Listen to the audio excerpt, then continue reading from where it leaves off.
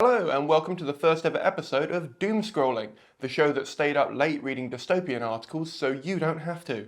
Here's my roundup of what social media giants have been doing to make your life hell in 2021. Let's start with Google. Google underpaid thousands of international shadow workers, violating labour laws around the world. It's pretty amazing how many of these headlines we see, especially when we compare it to the low number of headlines we see that say, Company A was not given the option of a fine and instead was punished for the crime they committed. Google actually barred the temporary staff from talking to the full-time employees and made them wear red badges. According to one shadow worker, this instilled a sense of shame within the temporary workforce.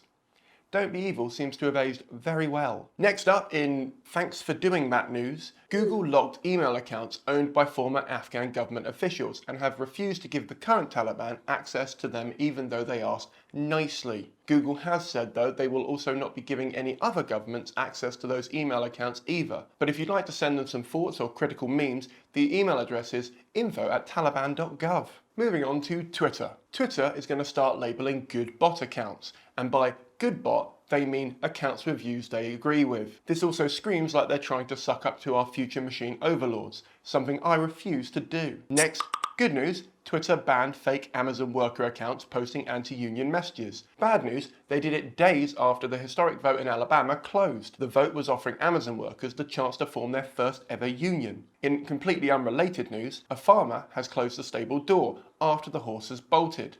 Run away to the big city, found love, got married, had kids, grown old, died and been made into glue, and then had a bench erected in his memory. Next up, Amazon. Amazon offered staff a £50 punctuality bonus for just turning up. I'm half expecting they're going to announce that staff can now use the warehouse toilet during their shift, but for a £50 fee. The reward is for people who have 100% attendance, so it's not so much a bonus, rather than a day's pay cut if you have the temerity to be unwell. I'm shocked they haven't given the £50 in Amazon credit. I can see why they're doing this. I'm guessing they've weighed up all the options and decided that giving their staff fair pay and working conditions isn't enough incentive to get them to turn up. In haven't we heard this one before news, Amazon paid 492 million in UK tax on their 20.6 billion revenue. Dear BBC, I think you missed out the word just. This means their tax rate was just 2.38%. This particularly annoyed people in the UK as the news came around the same time Prime Minister Boris Johnson decided to increase national insurance for workers to cover the NHS costs caused by the pandemic. To be fair, turnover does not equal profit, and UK businesses only pay tax on their profit. Amazon has been building distribution warehouses in Darlington, Browburn and Hull, and they're not cheap, and that has lowered their tax. But when you buy the sale through Amazon, the sale is recorded in their turnover, and they only see a few percent of that amount. The rest goes to the actual retailer. So to update that headline even more for the BBC, it should read, Amazon paid just 492 million in UK taxes on sales of 20.6 billion after reinvesting much of that money to avoid a higher bill. But in real terms, they still only paid under 10% in tax on their profit, which is insane. Yes, this headline is getting a bit long, but without all the context, it's far too easy for people to just read the headline and get mad. I mean, we should be mad. It is still only 10%, but it's not as bad as the people on Twitter thought. And just like that, I'm the reply guy, playing devil's advocate in Amazon's favour, and apparently this is the anthill I'm willing to die on. Moving on to Facebook. Facebook was accused of allowing sexist job adverts. In an investigation, they found that adverts for mechanics were shown overwhelmingly to men, while other job adverts for nursery nurses were shown overwhelmingly to women.